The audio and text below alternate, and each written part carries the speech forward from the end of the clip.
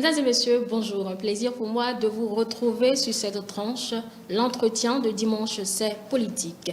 Depuis la mi-janvier, le parti FCBE, parti du chef de file de l'opposition, perd des militants dans le septentrion. Une trentaine de conseillers, dont un maire, ont choisi d'aller plutôt vers le bloc républicain. D'aucuns estiment que cette situation démontre ce que vaut réellement la FCBE sous la gestion de Paul Ronquin. Qu'en est-il réellement? Comment va le parti Foscori pour un Bénin émergent?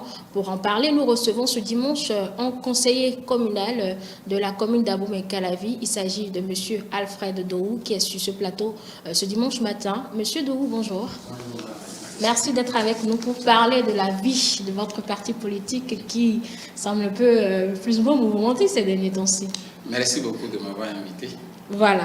Alors, comme je le disais, Monsieur Dohou, il y a des démissions dans votre parti politique. Comment expliquez-vous alors ces récentes défections, précisément à Tchaourou, Sinandé, Banikora et tout, des conseillers qui ont choisi plutôt aller vers le bloc républicain? Une fois encore, merci à vous et surtout, je remercie les téléspectateurs qui sont en train de nous suivre aujourd'hui. Je voudrais d'abord, à l'entame, corriger quelque chose dans votre question. Il ne s'agit pas de démission, mais plutôt de débauchage. C'est-à-dire que c'est des gens, des élus, ou même des leaders du parti politique, ou même des militants du parti politique à qui on a promis des choses. Et puis d'autres qui ont été même menacés, des élus ou bien des maires qui ont été menacés. C'est le retour que vous avez eu ou bien c'est juste des impressions Non, des impressions sans preuve hein? Non, ce ne sont pas des impressions sans preuve. C'est plutôt que, puisque le parti est organisé de manière à ce que les leaders, avant de pouvoir aller à ces démissions ou bien à ces... pour déjà exprimer leur mécontentement par ce biais, et ils ont posé des questions, ils sont allés se confier à des responsables du parti, qu'en réalité, ils sont en train d'avoir des pressions. Par exemple, un maire à qui on a dit, s'il n'est pas prêt à revenir dans la mouvance, que sa commune risque de rien avoir dans le PAG. Vous voyez, des élus à qui on dit, si vous ne faites pas ça, c'est sûr qu'on va faire sortir des dossiers, c'est eux qui sont au pouvoir. Donc, c'est au vu de tout ça là que nous disons que ce sont des débauchages, ce ne sont pas des démissions. On aurait parlé de démission si les leaders, ces responsables-là, ou bien ces militants-là, d'eux-mêmes expriment des mécontentements ouvertement au sein du parti d'abord et qu'ils n'ont pas trouvé satisfaction. Et c'est suite à ça, à des non-satisfactions, à des doléances, à tout ça, là, qu'ils décident maintenant de partir, ou bien qu'ils fassent clairement, qu'ils montrent clairement qu'ils ne sont plus d'accord avec l'idéologie qu'incarne le parti. Là, on va parler de démission. Mais quand des gens, des leaders des différents partis de la mouvance, pour pouvoir se faire réélire dans leur zone, ont constaté qu'il faut aller au mercanto, aller recruter des gens de la FCBE pour montrer à leur patron qu'ils sont en train de travailler sur le terrain. Nous n'allons pas parler de démission dans ce cas-là. Et vous avez parlé de débauchage. Bien sûr, c'est ça. Est-ce que ce n'est pas justement un argument que celui dont vous avez donné l'exemple tout à l'heure a servi pour pouvoir se libérer peut-être de votre emprise? Non, mais... Est-ce que, au fait, ma question, pour être un peu plus précise, est-ce que les faits sont vraiment avérés? Est-ce que vous êtes allé au cœur de l'information pour savoir ce qu'il y a? Si c'est oui, alors les pressions dont vous parlez viennent d'où? Mais je vais peut-être renforcer ce que j'ai dit et à partir de votre introduction, puisque en temps vous avez dans votre introduction vous avez parlé des démissions dans le septentrion. Pourquoi vous n'avez pas parlé du sud? C'est parce que c'est de l'autre côté. Parce que c'est justement beaucoup plus dans le septentrion que vous avez pu avoir assez de sièges. On considère le nombre que vous avez. C'est vrai, dans le sud, vous en avez quelques-uns, mais la majorité de ce que vous avez eu, c'est quand même dans le septentrion. Oui, d'accord, mais ce ne sont pas ceux qui sont en train de démissionner, ce ne sont pas tous les conseillers du septentrion qui sont en train de démissionner. C'est nécessaire de le dire. Pas dit non plus on n'a pas pu débaucher tous les conseils du septentrion. Revenons donc à ce dont on parle. Alors, je disais tantôt que si nous rappelons un peu des élections législatives de 2019. Tout le monde se rappelle, même si c'est un mauvais souvenir, tout le monde se rappelle de la condition dans laquelle cette élection législative s'est déroulée. Donc, je me demande, et ils le savent aussi, ces leaders-là qui sont dans la mouvance et qui sont en train d'orchestrer, d'organiser ces genres d'événements que nous appelons événements malheureux, parce que le système partisan aujourd'hui, même si on ne l'écrit pas noir sur blanc, l'esprit du système partisan, c'est qu'il faudrait que chaque parti travaille à s'enraciner dans le pays, de manière à ce qu'on limite, pour ne pas dire, on interdit, pas interdit, mais qu'on diminue considérablement les transhumances. Vous voyez? Donc, si déjà ceux qui portent ces différentes lois-là, ceux qui devaient comprendre mieux l'esprit de ces lois, que nous autres sont en train d'organiser ça, c'est pour ça qu'on parle d'événements malheureux. Donc, aujourd'hui, ils sont obligés, ceux-là, ils sont obligés de pouvoir organiser une base pour aller aux élections législatives de 2023 et être réellement réélus. Parce qu'il y a une question. Si les élections de 2023 ne se déroulent pas comme celles de 2019, ce que nous souhaitons vivement et nous le souhaitons, nous pensons aussi que le président de la République le souhaite aussi, si ce n'est pas dans les mêmes conditions, mais certains d'entre eux savent qu'ils ne seront pas élus. Mais il faut, pour pouvoir être élu ou bien réélu, il faudrait quand même aller piocher, aller déboucher de force des leaders dans les autres partis. Et aujourd'hui, le parti qui semble, on dit les loups ne se mentent pas, le parti dans lequel il faut aller débaucher pour que ça porte un peu plus de valeur aujourd'hui, ce n'est que la FCBE. Donc ces leaders-là, vers qui ces responsables de la mouvance sont revenus vers les responsables du parti FCBE pour s'exprimer, pour dire, les jours à venir, c'est sûr que vous allez entendre qu'il y a eu telle chose dans telle zone, sachez que ce n'est pas de bon gré, parce qu'on a eu telle pression, on a eu telle information, on nous a dit que si on ne fait pas ça, mais si c'est comme ça, ce n'est pas la peine de parler de démission. Et d'ailleurs... Donc vous surfez toujours sur le « on nous a dit ».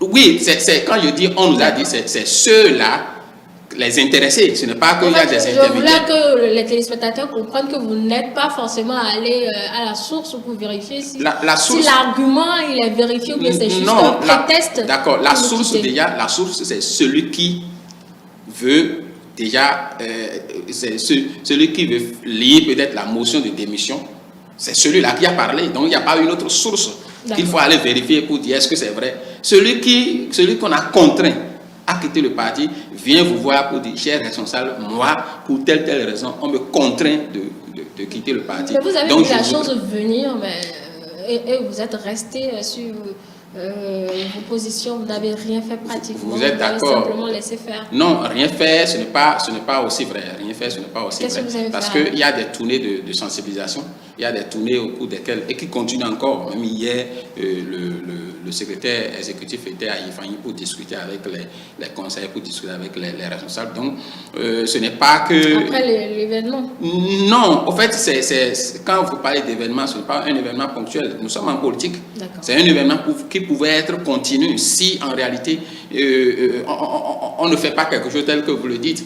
Donc, on peut quand même faire, et puisque les autres sont déterminés à faire des recrutements pour s'aider à être encore réélus, mais ils vont toujours quand même... Ça dépend, c'est eux qui sont au pouvoir, qu'on va ou pas. C'est eux qui sont au pouvoir. Ils ont les arguments, ils savent qu'est-ce qu'ils vont dire pour contraindre un militant, un responsable à quitter son parti pour les rejoindre. Ils ont ça. Et ça, on peut pas nier. D'accord. Et avec cette situation, monsieur Alfred Dorou, est-ce que votre parti ne craint pas une érosion progressive de vos positions dans le septentrion? Non, pas du tout. Pas du tout. Et qu'on veuille ou pas, un leader a une seule voix qu'il exprime le jour du vote. Le reste, c'est que nous allons tous travailler à montrer à la population, à la base, qu'en réalité, la FCBE existe et continue toujours d'exister. Et comme je le disais, et vous avez même prouver ou bien montrer, accepter ce que je dis par rapport au débauchage. Ce ne sont pas tous les conseillers de septentrional qui sont débauchés. Il y en a encore et il faut le dire, c'est peut-être 2, 3, 4 qui sont réellement conseillers, à qui on a fait des promesses, qui sont partis et en voulant partir, puisque le conseiller, pour montrer qu'il a une base, ne peut pas aller se retrouver seul devant une caméra et dire, chère population, je démissionne. Non, il faut quand même qu'il y va avec une foule. Donc on rassemble des foules autour du conseiller et pour qu'il puisse donner une bonne image pour dire qu'il est en train de partir avec toute la base. Mais ce n'est pas vrai. La base, notre base, c'est ceux qui vont voter le jour des élections. Vous voyez? Et ça, il y a beaucoup de paramètres qui font changer les donnes à tout moment. Donc pour nous autres, il n'y a pas péril en demeure. On sait que la FCBE existe et même dans le septentrion, la FCBE existe et est même plus renforcée chaque jour. Et c'est ça que nous ne disons pas. Nous ne montrons pas à la caméra ceux qui viennent vers nous.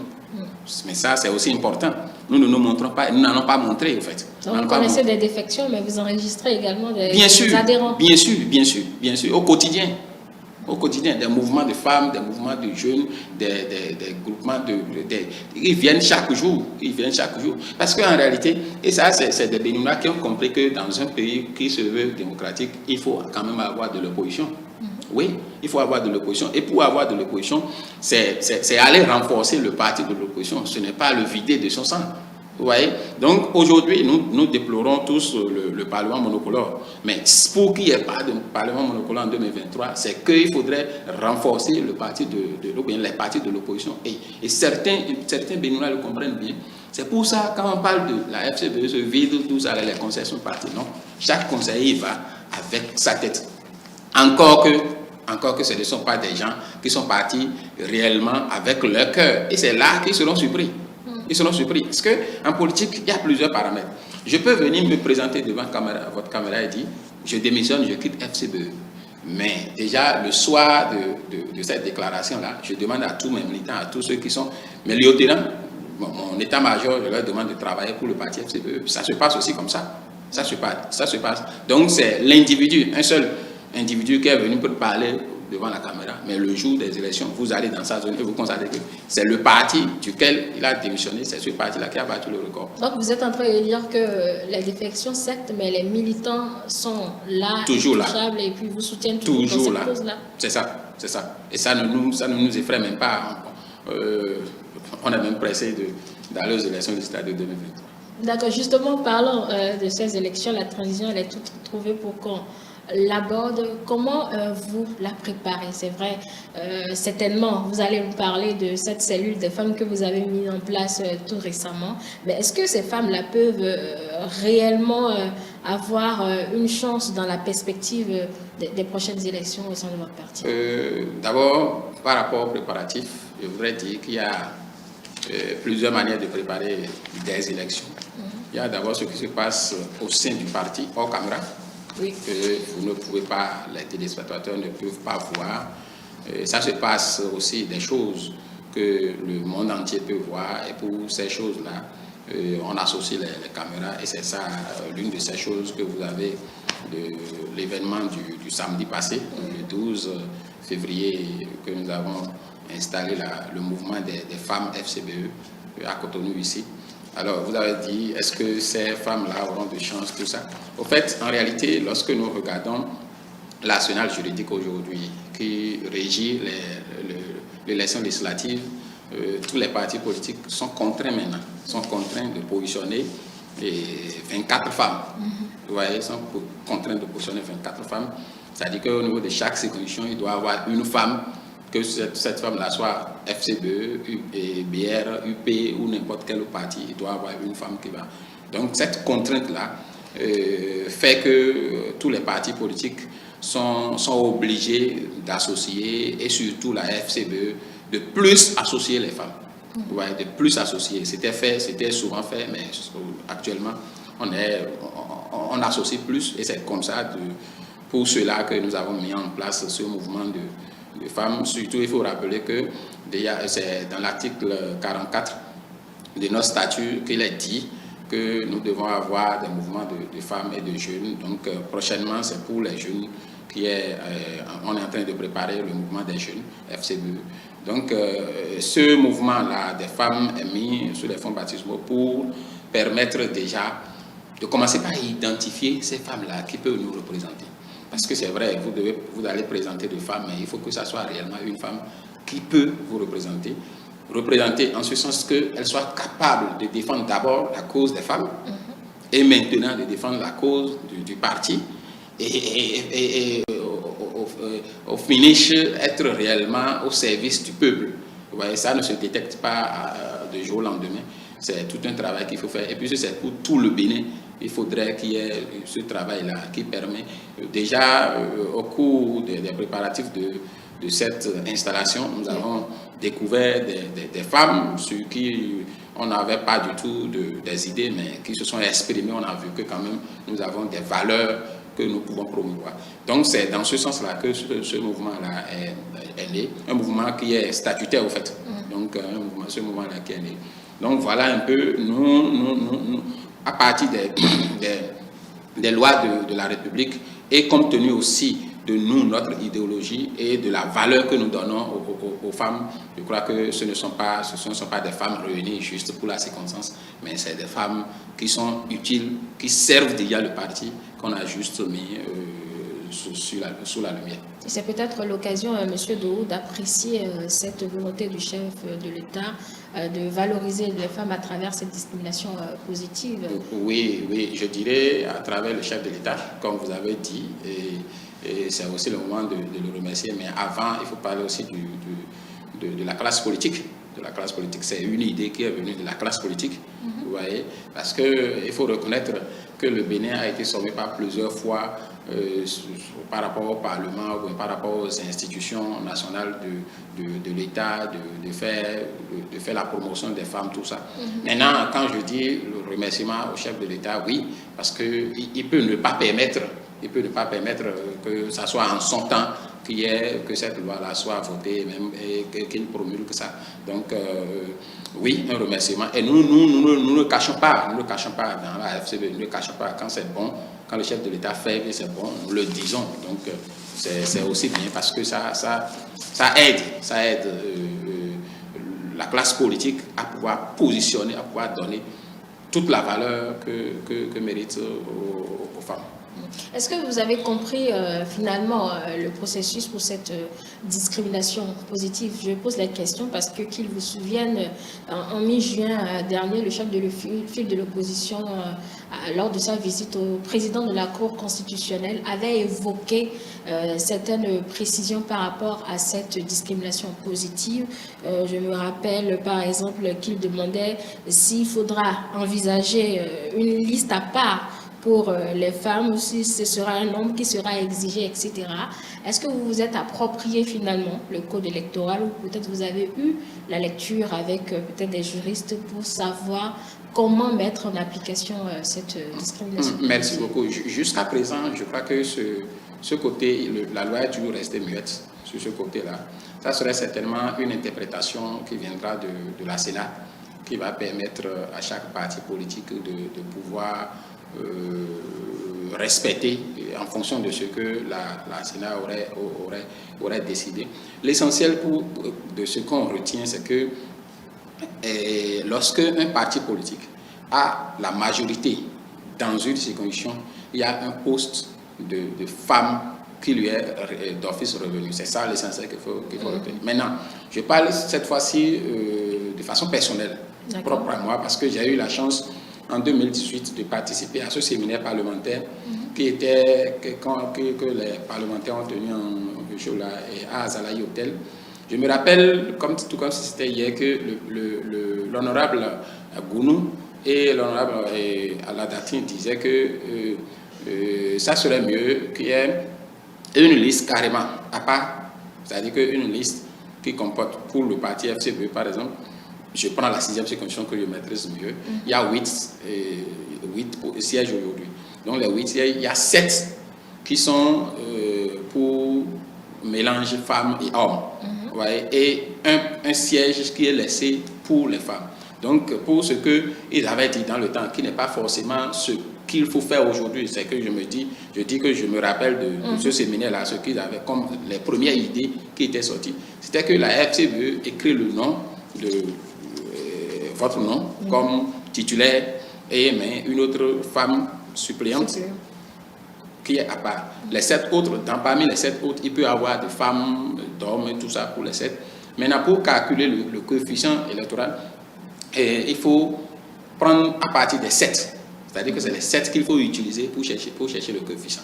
Dès qu'on trouve, à partir des 7, on trouve le coefficient, on arrive à déterminer quel nombre de sièges chaque parti a levé.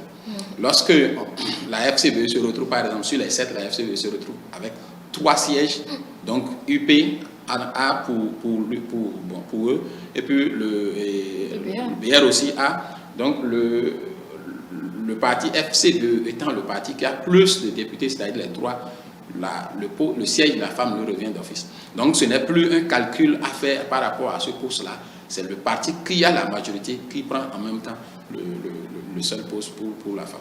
Donc voilà un peu l'idée initiale. Je ne sais pas si dans le temps les choses ont évolué. C'est pour ça qu'il a dit il va falloir que la Sénat interprète peut-être en présence des responsables ou bien en présence des partis politiques pour dire voilà comment ça va se passer.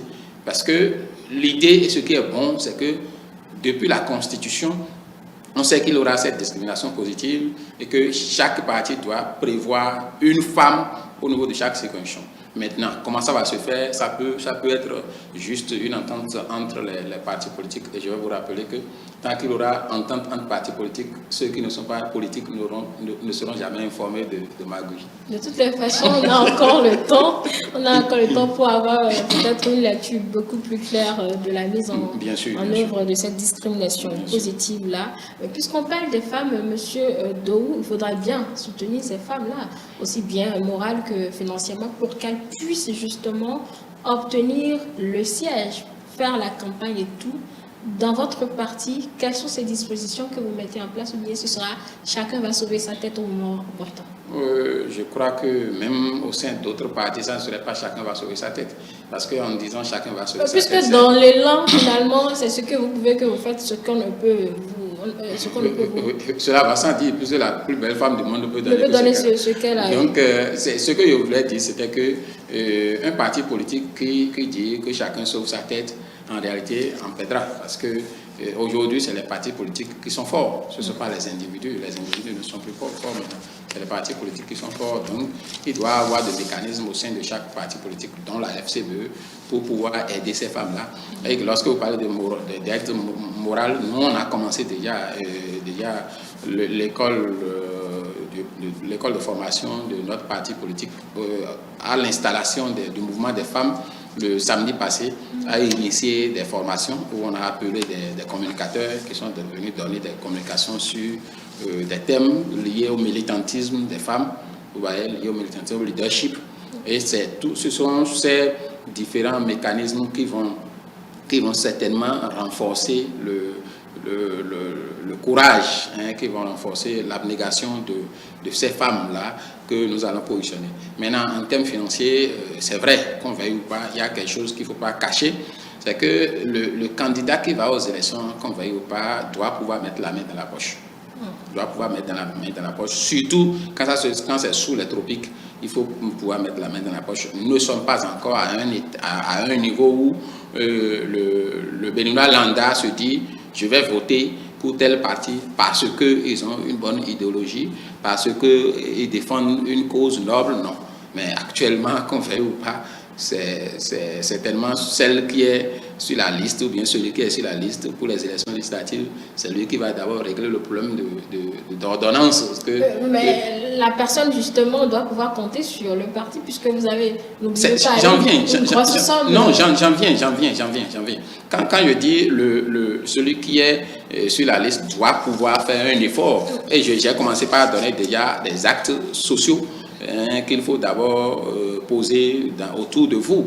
Vous voyez, et chez nous, lorsqu'on sait que vous êtes candidat, c'est que tous les problèmes de famille sont d'abord, on viendra vous les annoncer d'abord pour chercher, pour voir comment vous allez régler ça. Et c'est en fonction de comment vous réglez qu'on dit, bon, je vais voter pour lui. Donc déjà pour ça, vous n'allez pas attendre le chef du parti le chef du parti ou bien le responsable du parti pour dire donnez-moi de l'argent pour que je règle ces femmes-là qui viennent me taper la porte chaque matin. Vous ne pouvez pas dire que vous allez attendre les responsables du parti pour régler le problème d'ordonnance pour le chef de famille qui a peut-être 50 enfants, dont 30 sont à l'âge de voter, tout ça. Donc et puis si vous avez des affiches personnelles à faire, vous voyez, vous ne pouvez pas demander ces montants-là, ces sous-là, l'argent-là au chef de truc, au responsable du parti. C'est évident que vous ne pouvez pas dire que vous voulez aller aux élections les mains vides. Vous voyez, maintenant, vous étiez en train de parler de ce que le parti va faire. Oui, et je l'ai dit tantôt, parce que le parti a l'obligation de faire, puisque c'est lui qui est fort aujourd'hui. Vous voyez, j'ai envie d'aller aux élections législatives, d'accord, mais le tout revient au parti politique. C'est le parti qui va dire oui, toi tu as envie, mais tu ne peux pas, parce que après on a vu que c'est telle personne qui peut nous représenter. C'est le parti. Vous voyez, si c'est ça, il y a d'abord des dépenses qui reviennent au parti. La toute première dépense, c'est déjà le maintien de nos sièges dans les 12 départements. Ça, c'est déjà une dépense qui revient au parti politique. Vous voyez, les affiches, il y a des affiches communes. Par exemple, les logos, tout ça, c'est des choses. Payer les représentants dans les postes de vote, par exemple, ça revient, c'est une dépense qui est propre au parti politique. Ouais, donc il y a cette dépense-là que le parti politique va prendre en charge, qu'on veuille ou pas, puis les responsables du parti devaient eux-mêmes le savoir. Mais il y a d'autres, quelle que soit votre position, vous devez pouvoir. Mais je disais, dans le village, puis on sait que c'est toi qui seras prochainement le député, même si tu ne l'es pas, c'est le député. Mais les vieux, les sages du village se rassemblent et viennent te saluer. Parce qu'on te dit que c'est toi le prochain député. Tu ne vas pas dire, bon, moi, je n'ai pas d'argent, le responsable de mon parti ne m'a pas donné d'argent, donc foutez le camp, allez-y. Vous êtes obligé de faire. Même si c'est 100 francs que vous sortez pour les remercier, tout ça, c'est déjà quand même de la dépense. Et puis, les femmes aussi, telles qu'on dit, il faut aider les femmes, tout ça. Moi, je pense personnellement que les femmes ne sont pas aussi riches que ça, ne sont pas aussi pauvres que ça. Hein. Elles ne sont pas démunies, non, pas du tout. Pas du tout, surtout les femmes politiques. Elles ont quand même le leadership et le pouvoir nécessaire pour quand même dont on parle, c'est pas sortir. Forcément une aide sociale, pas forcément, c'est une aide pour pouvoir mieux faire la campagne électorale et leur garantir également le siège quelconque.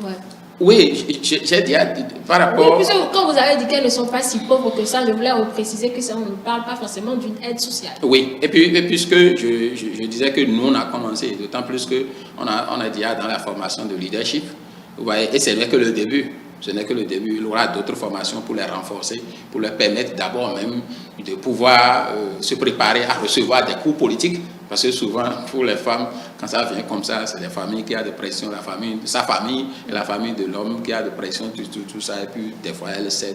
Nous allons les préparer pour que ça. Maintenant, autre que ça, je crois qu'elles auront, chez nous quand même, au niveau de la FCB, elles auront l'encadrement nécessaire pour ne pas se sentir isolées.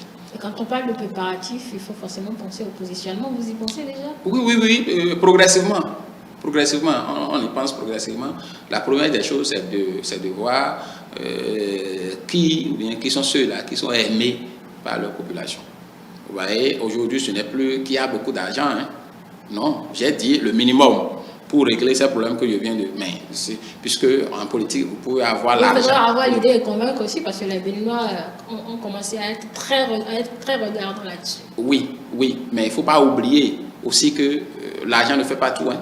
C'est la même chose qu'on dit. Oui, l'argent ne fait pas tout. Donc, il faudrait voir dans le parti, au niveau dans les contrées, quels sont ceux-là qui sont aimés de la population, enfin, qui sont une autorité voilà, qui pouvait servir au parti. Donc, c'est un travail qui se fait au quotidien, Donc, ça fait partie des préparatifs et des choses pour lesquelles on n'invite pas forcément la caméra pour pouvoir exposer. Donc, ça se fait et je crois qu'au moment opportun, nous allons présenter une liste que vous-même et tous les Béninois vont aimer. Et quand on parle d'élection, c'est la liste électorale qui va permettre aux Béninois, aux citoyens d'aller aux urnes. La confection a été déjà actée par le gouvernement et toujours le secrétaire exécutif de votre parti politique, aujourd'hui chef de file de l'opposition, s'en inquiétait il y a quelques mois déjà. Est-ce que vous vous êtes rapproché ou bien vous vous êtes demandé comment ça va se passer? Sinon, pour ce que le Conseil des ministres, j'ai oublié la date, avait dit, c'était en novembre. C'était en novembre, oui. C'était en novembre. C'était que c'est la liste au niveau de l'ANPE. C'est l'ANPE qui va transférer la liste à la Sénat. Ce que le chef de file de l'opposition demandait dans le temps, c'était que les partis de l'opposition ou bien les partis politiques soient associés et comprennent réellement, l'annoncer au Conseil des ministres, tout ça. Bon, ça semble être, on dira que c'est un aspect technique. Donc, si déjà des bons techniciens sont là-dessus, bon. Mais nous sommes en politique. Et en politique, il ne faut pas négliger certains actes, il ne faut pas négliger certains gestes. Vous voyez, donc il faut déjà tout observer. Et puis, quand il le dit, c'est pour anticiper sur certains problèmes, sur certaines dénonciations. Il faut anticiper sur certains mécontentements. Vous voyez, parce que la liste, c'est quand même la source d'une élection transparente.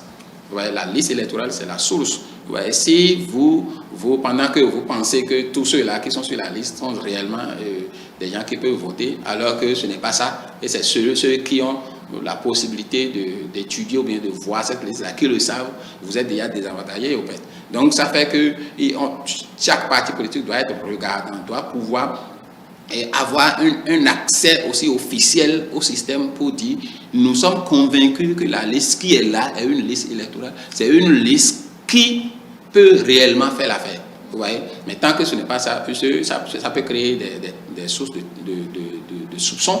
Vous voyez, on soupçonne que certainement, puisque le gouvernement a ses partis politiques qui iront aux élections.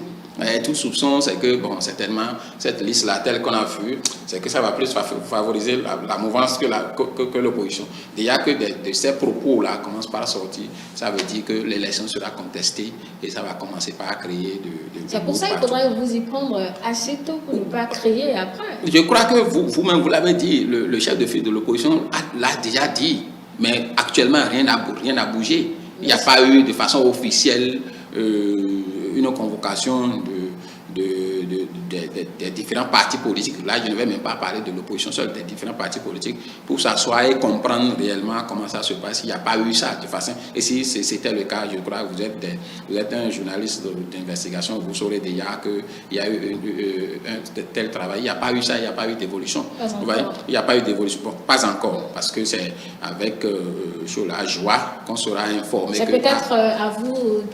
Sait-on jamais d'appeler la NPE, là, peut-être je dis n'importe quoi, la NPE, pardon, pour savoir comment ça va se passer, puisque le volet technique, c'est cette agence qui va oui, mais je ne crois pas, sauf peut-être que je me trompe, mais je ne crois pas que la NPE puisse réellement répondre à un courrier du genre qui est venu d'un parti politique. Moi, je pense plutôt que c'est plutôt au chef de l'État ou bien au système électoral mis en place d'appeler les différents partis politiques pour leur exprimer c'est-à-dire à cœur ouvert la manière dont ils pensent organiser les élections pour qu'il y ait apaisement de tous les côtés, pour qu'il n'y ait pas de contestation. Donc, c'est pour ça que vous avez parlé de pas encore, et je suis d'accord avec, parce que ce n'est pas demain l'élection, ce n'est pas après-demain l'élection. Donc, dans 2 mois, 3 mois, il peut y avoir cette convocation-là autour d'une table où le président va dire, voilà, le président de la Sénat va dire, voilà, au fait, la liste que nous voulons utiliser, nous vous rassurons par rapport à tel point, et voilà les preuves qui montrent que nous avons une bonne volonté pour pouvoir organiser une élection législative transparente. Donc, ce n'est pas encore tard, mais c'est nécessaire pour permettre à chaque parti politique d'être sûr, d'être rassuré de ce qui va se passer en 2023. Voilà pour ce qui est des préparatifs pour l'élection législative de 2023. On va parler maintenant de l'opposition elle-même. Monsieur Alfred Dou, aujourd'hui, quelles sont, c'est une question assez simple, les relations de la FCBE avec les autres partis de l'opposition? Une relation à bon fils, une relation fraternité, une relation de tous fils de Bénin qui devaient travailler pour la cohésion et surtout pour la paix dans le pays. Ouais, et puis cela va sans dire, ça s'explique aisément, d'autant plus qu'aujourd'hui l'ex-ministre, le secrétaire exécutif national du parti FCBE est le chef de file de l'opposition. Donc tous les partis de l'opposition sont peut-être quelque chose qui n'aime pas entendre, mais ils sont sous lui, même si ce n'est pas sous lui.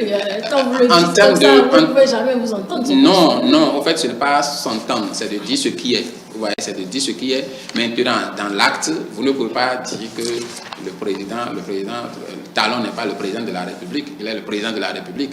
Vous voyez, maintenant, dans ses gestes et faits, lui peut montrer que je suis le président de la République, mais je suis comme un fils du Bénin, donc nous sommes tous des frères. C'est à lui, mais on ne peut pas dire on ne peut pas ne pas dire ce qui est. Alors, donc, aujourd'hui, il y a surtout qu'il avait annoncé dans le temps l'organisation, la création d'un cadre de concertation qui fait que dans ce cadre-là, tous les responsables des partis politiques de l'opposition se voient de temps en temps, les cadres et puis les responsables se voient de temps en temps pour s'entendre, pour discuter autour d'une table, se comprendre sur le minimum pour permettre d'évoluer. Donc, une bonne relation entre les différents partis politiques. Toujours est-il que nous ne sommes pas ensemble parce que nous n'avons pas la même idéologie. Ça, il ne faut pas le nier, il faut le reconnaître aussi. Nous n'avons pas la même idéologie. Donc, on ne peut pas forcément s'attendre à ce que FCBE et les démocrates disent la même chose, FCBE, RE disent la même chose. Mais déjà, se voir autour d'une table et discuter du minimum pour quand même permettre à l'opposition de pouvoir s'organiser d'une manière ou d'une autre, c'est déjà l'essentiel et ça se fait. Et justement, c'était ma prochaine question. Est-ce que ce cadre de concertation est déjà mis en place et vous avez déjà vu deux fois? Pas plusieurs fois, je l'ai dit, pas plusieurs fois. C'est un travail qui se fait au caméra. Et tous les acteurs y étaient? Pas forcément. Nous sommes en démocratie et on a toujours prôné la majorité. La démocratie, c'est la loi de la majorité. C'est-à-dire, il y a la majorité qui travaille, c'est que d'un jour à l'autre, on va toujours espérer que les autres partis viennent. Mais l'essentiel aujourd'hui, c'est que la majorité des partis politiques est déjà au sein de ce cadre-là. Et il y a un travail qui se fait. Ce travail-là, vous savez, il y a toujours de réticence. Surtout que nous sommes en politique, il y a toujours de réticence. On se demande toujours, mais qu'est-ce qu'il a dans sa poche? Qu'est-ce que lui a dans son habit? On ne sait jamais. Donc il faut que je les observe pendant un temps donné. Lorsque ceux-là qui ne sont pas encore venus vont commencer par voir les premiers fruits, surtout par rapport à la cohésion, c'est sûr qu'ils vont.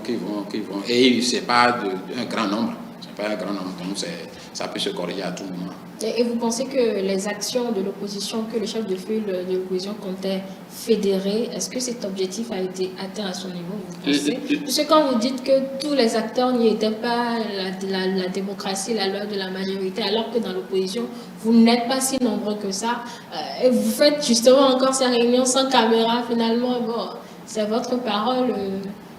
Non, ce n'est pas notre parole. Je le disais, il y a certaines obligations qui font qu'on ne peut pas, pour toute activité, inviter la caméra. Ce qui est normal. Ah oui, donc c'est nécessaire qu'il y ait d'abord d'entente ou bien il y ait quand même l'avancement de tout ce qui est prévu, de ce qui est prévu au sein du cadre de concertation avant d'aller. C'est des étapes. Maintenant, il y a quelque chose qu'il ne faut pas occulter, c'est qu'on n'a jamais dit, on ne peut jamais dire que l'opposition sera unique. Puisque je le disais tantôt, nous sommes séparés ou bien nous ne sommes pas ensemble à cause de nos idéologies. Vous voyez, les idéologies aujourd'hui ne sont pas encore uniques. Donc, le cadre de concertation, c'est juste un cadre dans lequel les différents responsables de partis politiques de l'opposition se verront pour discuter de qu'est-ce qu'il faut pour que, par exemple, pour les élections législatives qui s'annoncent, comment est-ce que nous allons faire? Il faudrait que l'opposition y participe. Mais à votre niveau, qu'est-ce qu'il faut faire?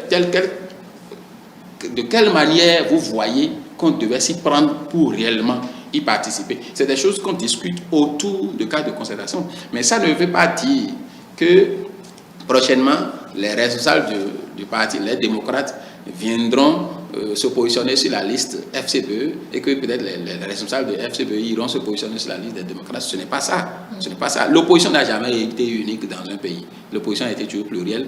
Donc, mais ce qui est essentiel, c'est qu'il faudrait que chaque parti politique de l'opposition travaille pour participer aux élections législatives. C'est ce qu'on veut. On veut que prochainement, le Parlement ne soit pas monocolore. Mais ce qui est sûr, on ne viendra pas nous donner ça. La mouvance ne viendra pas nous dire, bon, en 2023, nous, on ne veut pas que l'opposition soit monocolore, soit rien que des gens de la mouvance. Venez, prenez 5 députés, prenez 10 députés, ce n'est pas ça. Mais pendant que, au sein du cadre de concertation, on se voit, on se dit des vérités, on se souffle des choses à l'oreille. C'est la FCBE qui a participé, ou bien c'est la FCBE à la fin des élections qui a eu les 10% sur le plan national. Tous ces partis politiques-là, qui ont participé aux activités au sein du cadre de concertation, savent qu'ils ont un canal par lequel ils peuvent maintenant s'exprimer au Parlement. Puisque ça devient, oui, c'est les députés FCBE, mais d'abord, c'est les députés de l'opposition. Vous voyez, donc au sein de ce cadre de concertation, on peut dire, prochainement, il faudrait que nos députés, les députés de l'opposition qui sont là-bas, même si c'est FCBE, les députés de l'opposition là-bas qui sont là-bas, commencent par décrire tel acte. Et c'est parce que les acteurs se sont retrouvés au sein du cadre de concertation qu'il y a eu cette possibilité-là. Donc nous n'allons pas dire, c'est seulement FCBE qui se prépare. Nous travaillons et le chef de file travaille pour que tous les partis de l'opposition y participent, quel que soit ce que ça va. Parce que c'est quand nous allons participer qu'on saura que bon, tel parti a eu les 10%, tel parti a eu les 10%, tel parti, et que finalement, le Parlement qui est là-bas n'est pas monocolore. Et ça c'est certainement le vœu de tous les Béninois. Donc, on y travaille. Et vous pensez que vous avez toutes vos chances d'avoir des sièges, vous, FCBE, avec vos problèmes internes et défections? Est-ce que vous pensez avoir toutes les chances? Apparemment, vous avez un cliché carrément...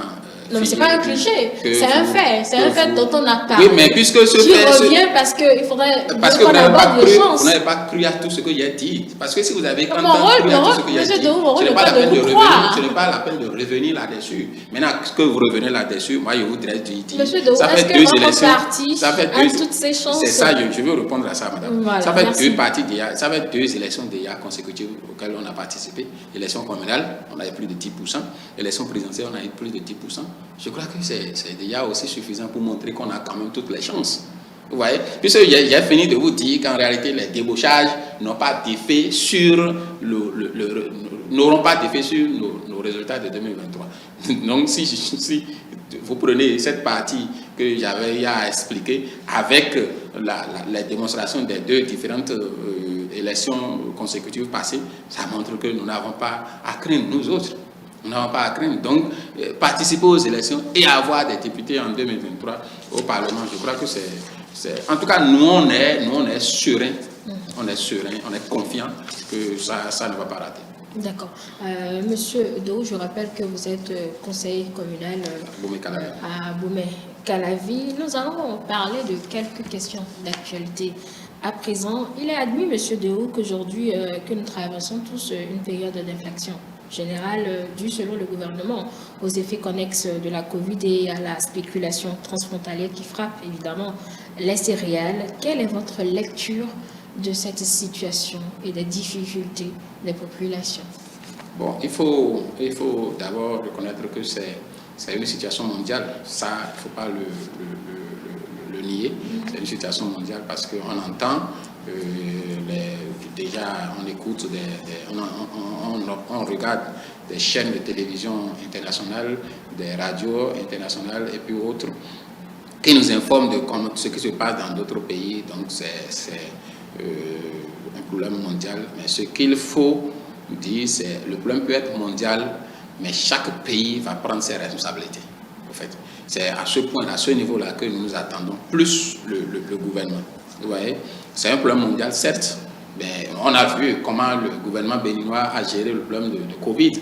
Vous voyez, alors même que c'est un problème mondial, on ne peut pas dire que ce que le gouvernement a fait dans le temps par rapport à la gestion de Covid était mauvais, c'était bien. Donc nous, on attend que le gouvernement actuel travaille à ce que la population béninoise ne sente pas trop ces inflations dont vous parlez. Alors, sur ce dire que c'est la Covid, oui, la Covid en partie. La Covid en partie. Vous voyez, parce que vous vous rappelez du fameux propos serrer les ceintures. Ouais, donc, mais depuis ce temps-là, on n'a pas encore eu de façon officielle d'autres informations pour qu'ils nous demandent de desserrer les ceintures. Donc, si depuis là, on serre les ceintures, c'est en plus de notre serrage de ceinture que la Covid vient encore. Vous voyez déjà ce que les Béninois vivent. Et c'est ce que les Béninois vivent, c'est ça qui a fait que et même les centrales ont commencé par donner de voix. Et vous vous rappelez de ce qui s'est passé le vendredi 18 à la Bourse du Travail, où ils ont pu mobiliser un grand monde pour exprimer leur ras-le-bol. Alors, donc, il est vrai aujourd'hui que le panier de la médaillère souffre, vous voyez, et nous sommes tous au Bénin, c'est surtout nous autres qui sommes des acteurs politiques, même si tout le monde en souffre, nous en souffrons aussi un peu plus, parce que des sollicitations venant des chefs de famille pour pouvoir survivre sont assez.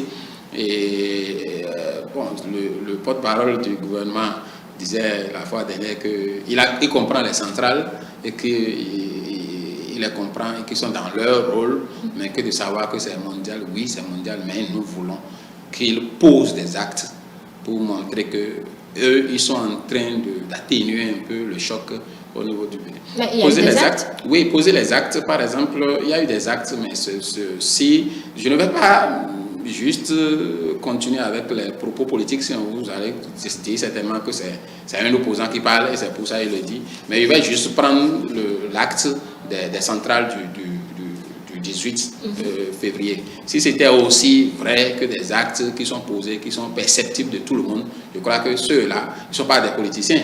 Ouais, ils ne sont pas des politiciens, c'est des travailleurs qui se sont exprimés. Ouais. Les actes auxquels, sinon pour lesquels nous attendons le chef de l'État, c'est ce que lui a dit le 31 décembre. Avant le 31 décembre, c'était dit au Conseil des ministres pour dire qu'il y aura revalorisation des salaires des fonctionnaires. On attend ça depuis FM, on attend que ça soit une réalité.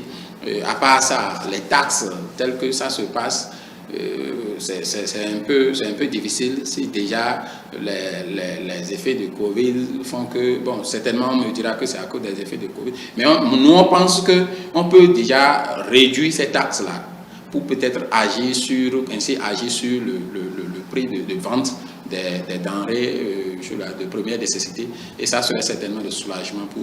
Maintenant, sur le plan de l'agriculture, le porte-parole a avancé des chiffres pour montrer que tout va bien et que avec les pays limitrophes où il y a, malgré les pressions, tout ça, le Bénin tient. Mais il y a un aspect, ou bien il y a quelque chose, il y a une initiative du gouvernement du président Yahya Boni que moi je me suis dit que tout au moins ils peuvent s'approprier le fond, même si la forme ne le plaît pas.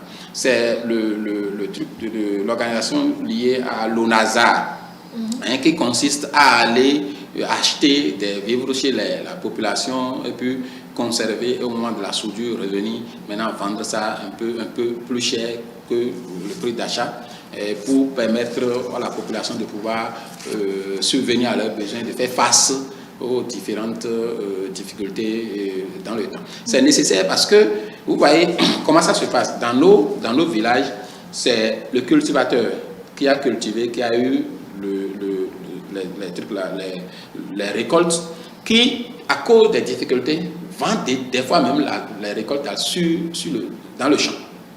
Vous voyez? Donc, il vend ça à très moins cher. Un commerçant, peut-être moi, je vais acheter, je viens, je stocke. Après, je reviens vendre ça 3 fois plus cher que le montant auquel j'ai acheté. Et c'est ça qui crée, ça fait partie des situations, mais des paramètres qui favorisent l'inflation. Donc, ça serait bien que le gouvernement travaille dans ce sens. Je ne dis pas forcément la forme, au NASA, tout ça là, ça peut être... Mais l'essentiel, c'est qu'il y ait d'abord une organisation ou bien une agence qui va acheter ces vivres-là et qui, au moment opportun, peut les vendre à la population à un peu moins cher pour nous permettre de passer le temps de soudure. Voilà. Donc c'est là votre proposition? Bien sûr, de façon pratique et concrète. D'accord. Alors, Monsieur Dohou, pour le bien de la démocratie, pensez-vous évidemment que les déclarations de principe ou les exhortations au gouvernement suffisent toujours? Mais il faut d'abord commencer par là. Ça ne suffit mais pas. Cela suffit. Non, ça ne suffit pas, mais il faut d'abord commencer par là. Il faut d'abord commencer par là et nous le faisons si bien. Et ça ne suffit pas, mais nous autres, et là je parle en tant que parti où il y a le chef de file de l'opposition, qui a émis pas plusieurs fois le vœu de rencontrer le chef de l'État pour discuter de tous ces sujets-là avec lui. Il ne le fait pas parce que, bon, il pense maintenant aller rencontrer le président, non. Parce que la loi sur le chef de file de l'opposition l'a dit clairement que le président peut consulter le chef de file de l'opposition sur tel sujet qui sont d'ordre national. Donc, vous dites, est-ce que dénoncer suffit? Dénoncer ça, exhorter aussi, ça ne suffit pas. Ça commence par là, parce que avant de pouvoir dire que quelqu'un ne t'écoute pas et passer à une vitesse supérieure, il faut d'abord lui parler. Il faut d'abord lui parler, passer par des canaux un peu plus appropriés pour lui parler de manière avec respect, parce que ici nous avons un président de la République en face. Vous voyez, donc on a fait ces étapes-là. L'autre étape maintenant, c'est que cette fois-ci, que ça soit de vive voix, de façon sur la présentielle, qu'il y ait d'échanges par rapport à tout ça. On se bat, on est en train d'envoyer des courriers pour que de façon officielle, il y ait quand même ce cadre-là pour permettre au chef de l'État d'écouter le chef de file de l'opposition, peut-être sur des choses qu'il connaissait, puisque lui, il a des agents de renseignement à sa disposition, il est informé, je peux oser dire qu'il est informé de tout ce qui se passe dans le Bénin, mais que ce soit le chef de file de l'opposition ou bien les partis, oui, les chefs de file de l'opposition, c'est lui qui porte la voix de l'opposition, lui dit de vive voix, c'est encore mieux. D'accord. Notre pays, M. Dohou, vient d'être frappé par le terrorisme, on va le dire comme ça. Vous avez eu vent de la situation au parc W. Quelle lecture vous faites de cette situation plutôt préoccupante? D'abord, à l'entame, je voudrais, et au nom de notre parti FCBE, présenter toutes nos condoléances aux différentes familles éplorées, parce que nous avons des soldats qui sont tombés l'âme dans la main en défendant la nation. Donc, nous leur sommes reconnaissants et nous profitons aussi pour remercier le gouvernement par rapport à cet acte-là qu'ils ont posé. D'abord pour respecter la mémoire de ces élus disparus et surtout aussi parce qu'on a entendu qu'ils veulent prendre en charge les enfants de ces soldats-là jusqu'à la maturité. Je crois que c'est de bons actes, c'est une bonne décision. Nous félicitons et nous encourageons à la justice. Alors, il faudrait dire que c'est quand même une situation qui frappe tout le Bénin. Qui frappe tout le Bénin et tous les Béninois ensemble. Ce n'est pas forcément parce que mon frère, moi je ne suis pas au nord, non, c'est une situation qui frappe tout le Bénin. Nous, on aurait voulu qu'il y ait une cohésion, et on le souhaite vivement, qu'il y ait une cohésion de tous les Béninois. Parce qu'une chose est sûre, le djihadiste ne va pas aller distinguer les mouvanciers et les opposants. Vous voyez, donc c'est pour ça même que c'est une obligation pour nous les Béninois de nous mettre ensemble pour pouvoir réellement, en fonction de ce que nous pouvons, lutter contre quand en fonction de ce que nous pouvons. Nous tous n'avons pas le droit de porter des armes pour aller faire face, mais nous pouvons déjà quand même, à partir des dénonciations, à partir des mouvements suspects, déjà commencer par informer les responsables politiques ou bien même administratifs qui sont autour de nous pour que ceux-là puissent prendre leurs responsabilités. Mais il y a aussi un aspect de la chose, et ça, je vais l'adresser au président de la République. Et c'est vrai, il a fait un discours, pas plusieurs fois, pour montrer que c'est l'affaire de nous tous. Oui, on le sait, il nous l'a dit, c'est vrai. Mais ça serait aussi bien pour montrer déjà à la population que c'est l'affaire de nous tous. Ça serait bien que le chef de l'État appelle les partis de l'opposition et discute avec eux. Pourquoi précisément les partis de l'opposition? Oui, les partis de l'opposition, les partis de l'opposition, parce que pour moi, ils représentent les partis de la mouvance. Et surtout encore que le faire comme ça avec les partis de l'opposition et que l'ordre du jour, c'est juste pour parler de cette attaque terroriste. Ça montre qu'en réalité, le président est en train d'associer tout le monde. Vous voyez, même ceux qui ne sont pas ceux qui ne digèrent pas sa méthode de gouvernance, puisqu'il s'agit d'un problème qui concerne tous les Béninois, il les a aussi associés, vous voyez, pour leur poser le problème, même si on sait, l'enfant dit, ton fils, on ne sait pas où la femme enfante, pourtant on chauffe là. Donc c'est pour dire que personne dans le pays ne peut dire que les responsables de partis de l'opposition ne sont pas informés, on est tous informés. Mais c'est un acte officiel qui va montrer que le président pense à la cohésion. Il a compris qu'ici, il ne s'agit plus de la politique. Il ne s'agit plus de ceux-là ne sont pas d'accord avec ma gouvernance, donc il faut les laisser, il faut continuer. Mais il s'agit d'un acte pour unir tous les Béninois, pour faire face à ce problème-là que nous avons. Là, nous le souhaitons vivement, ça va rehausser encore son image davantage et ça va permettre à tout le peuple béninois et même sur le plan international de voir que les Béninois veulent tout au moins s'entendre sur ce point-là. Les Béninois ont compris qu'ils devaient rester ensemble et puis comme ça se passe dans d'autres pays, tous les Béninois seront prêts à dénoncer tout mouvement suspect. Vous voyez, ça va même montrer à nos militants qui sont à la base pour dire ah c'est quand même vrai, hein. Si le président a pu communiquer, a pu entretenir nos dirigeants qui le critiquent. Vous voyez, par rapport à ce point, c'est que c'est un problème qui nous concerne nous tous. Même à la base, il ne faudrait pas que le militant UP se dise que non, il va tuer, les djihadistes ne vont tuer que les militants BR. Non, c'est les militants FCBE que le djihadiste va tuer pour nous libérer la voie pour les élections. C'est un problème de nous tous. Donc, il faudrait que, c'est une proposition au président de voir, dans la mesure du possible, comment l'organiser. Pour que, encore que, comme je le disais tantôt, la loi sur le chef de file de l'opposition l'a bien dit. Il peut consulter le chef de file de l'opposition pour discuter des problèmes liés à la nation. Et là, maintenant, c'est des attaques extérieures. Donc, c'est de bon ton qu'on s'asseye autour d'une table pour parler frais, pour dire, bon, comment est-ce que nous allons faire, même si, sinon je vais même pas dire même si, mais puisque nous sommes tous intelligents d'une manière ou d'une autre. Vous voyez, il y aura certainement des propositions qui vont venir des partis des différents partis pour qui vont l'aider à certainement, qui vont nous aider à certainement contrer ces hors-la-loi.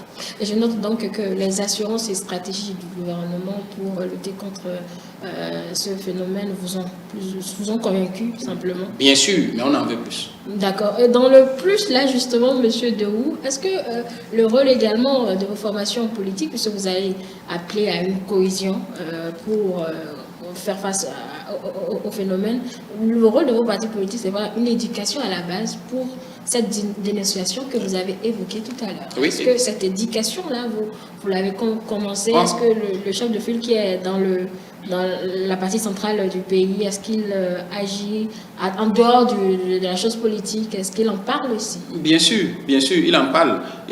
Et actuellement même, c'est décentralisé carrément. Cette sensibilisation est décentralisée, ce n'est plus au niveau du bureau politique ou bien au niveau du bureau exécutif, c'est déjà au niveau de chaque militant à la base. Surtout actuellement, nous avons mis un accent particulier sur la zone où ça sévit plus puisque, comme je le disais, nous autres, nous n'avons pas le droit de demander à nos militants de porter des armes pour lutter non, pas en armes, mais... Non, mais j'en viens, Déjà, je l'ai dit pas plusieurs fois, demander à nos militants de pouvoir signaler à des responsables politiques et administratifs des mouvements suspects.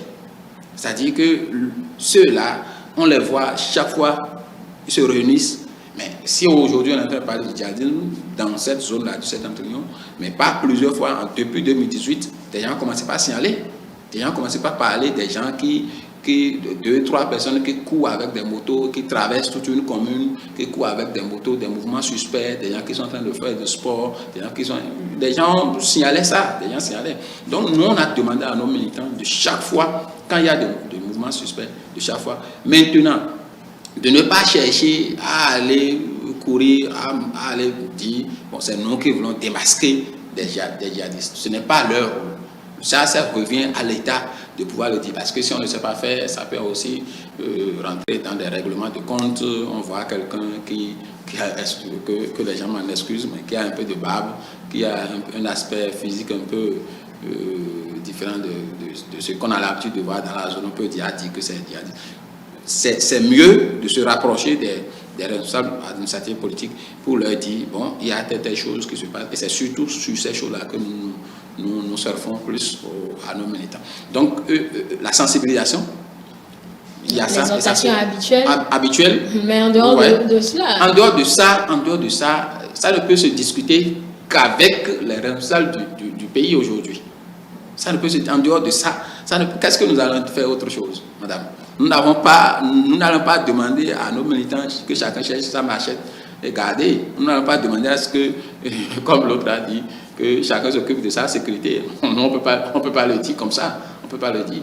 Donc, il faudrait qu'on puisse maintenant parler de commun accord autour d'une table à celui qui est aujourd'hui le premier responsable du Bénin, pour lui dire, bon, nous pensons qu'il faut. Et ça, c'est des stratégies de sécurité et qu'on ne peut pas lâcher devant caméra comme ça. Merci à vous donc, Monsieur Alfred Dou, pour toutes ces précisions. Nous allons finir sur un événement assez important pour notre pays. Il s'agit de cette exposition qui démarre ce 20 février, exposition relative aux 26 trésors royaux, également aux œuvres d'art, aux œuvres contemporaines. Vous, en tant que Béninois, de la restitution à la révélation de ces œuvres, qu'est-ce que vous en dites? J'espère que vous avez pris rendez-vous. Oui, on a pris rendez-vous. On doit pouvoir même faire partie des tout premiers qui vont visiter le lieu, visiter ces œuvres-là qui sont pour nous et qu'on nous a dérobées. Il faut le dire, qu'on nous a dérobées. Et aujourd'hui, nous avons ça dans notre pays. C'est déjà d'abord depuis la restitution. Et là, je vais peut-être emboîter le pas au président Yahi Boni, qui a remercié l'actuel président pour les différentes démarches. Je crois que tout Béninois doit pouvoir commencer par là, de remercier le président de la République, même si quelques d'autres, nous allons dire, nous pouvons dire, c'est pour ça qu'il est élu, mais s'il le fait aussi, d'autres ont été élus et ils n'ont pas pu. Voilà, et puis on dit en fond, et on va mettre son zor, tu vas gagner tout Bénin. Absolument. Ouais, donc c'est nécessaire de lui reconnaître ça. Et peut-être désorter ceux qui nous ont lâché ça, de pouvoir, c'est-à-dire la France, de pouvoir nous lâcher les autres qui sont en attente. Ouais. Maintenant, ici, je vais demander à tous les Béninois de pouvoir passer pour aller voir. Non seulement ça nous relance dans notre histoire, dans tout ce que nos ancêtres ont vécu, ont fait avant de nous léguer un Bénin dans lequel nous sommes aujourd'hui. Et ça nous permet aussi de nous ressourcer. Et ce sont ces aspects-là surtout qui sont très importants pour les Béninois et pour nous autres, parce que dans peu de temps, peut-être que mes petits-enfants ou bien mes enfants ne sauront pas réellement l'histoire réelle du pays. Donc à partir de ces trésors-là, je crois que l'histoire sera restituée chaque fois de génération en génération. Et ça serait bien pour le pays et montrer qu'en réalité, Depuis fort longtemps, depuis les ancêtres, nous sommes un. Le Bénin est un et demeurera un. Et c'est tout un projet qui est autour, en dehors de l'aspect exposition de ces œuvres d'art. Ces trésors, justement, vont siéger ou bien vont demeurer dans des musées qui sont un programme touristique du gouvernement. Est-ce que ce n'est pas peut-être le moment de dire ce que vous pensez de ce projet-là qui révélera certainement davantage notre pays, la destination Bénin? Oui, ce projet va révéler la destination Bénin. Je crois quand même que le chef de l'État qui est là actuellement, à voir, en tout cas, c'est des actes, surtout en termes d'esthétique. Moi, je ne doute pas qu'il y ait quand même une finalité qui reflète réellement la valeur de ces trésors-là. Vous voyez, le projet existe et il travaille au quotidien pour que ça soit à révéler. C'est ça même qui va montrer leur marque, la marque du gouvernement actuel. Puisque c'est en leur temps que c'est venu. Ça ne sert à rien de raconter à mon petit-fils qu'en réalité, il y a un président qui s'appelle le président Talon, qui a ramené les trésors et qu'après que c'est le feu qui a tout consumé. Ça ne va pas du tout l'honorer.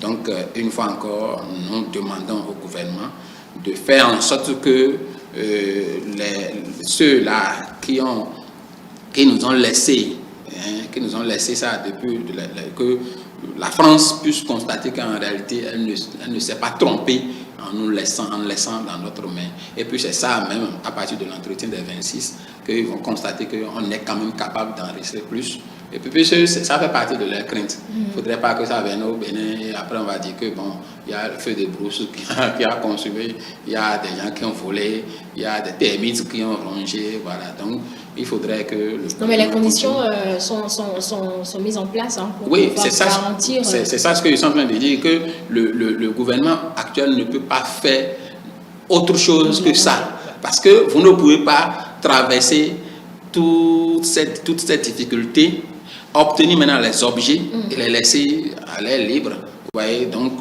une bonne appréciation, c'est un travail que nous apprécions à juste titre. Il faudrait que ça continue et que le président ou bien le comité qui va surveiller ça soit ferme sur certaines conditions.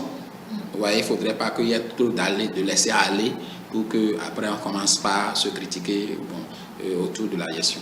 Et c'est quand même des experts qui ont été commis pour cette gestion justement. Donc voilà. Il n'y a pas de crainte à avoir. On le souhaite bien. Monsieur Dohou, nous allons devoir partir parce que le temps est parti. Cet entretien est pratiquement à son terme. Monsieur Dohou, vous avez certainement des choses à dire avant qu'on ne parle. Oui, juste vous remercier pour cette occasion que vous me donnez de me prononcer sur les différentes actualités, sur les préparatifs liés aux élections législatives au sein de notre parti politique. Je remercie aussi les téléspectateurs qui nous ont suivis. Et une fois encore, je voudrais rassurer le peuple béninois et les militants FCBE que le parti existe, continue de respirer, existera et respirera toujours. Et tant que nous avons des défis à relever dans notre pays, le parti participera aux élections législatives de 2023 et comme dans le passé, par 2 fois déjà, nous aurons les 10%, nous aurons des députés dignes qui vont représenter le peuple béninois à l'Assemblée pour montrer qu'il y a une démocratie réellement au Bénin. En dépit de tout, il y a quand même des voix qui vont s'élever au haut lieu de la politique pour s'exprimer, pour dire, pour dénoncer au moment opportun. Merci beaucoup, madame. C'est nous qui vous remercions, monsieur Alfred Dohou, conseiller communal à Abomey-Calavi. Mesdames et messieurs, merci de nous avoir suivis.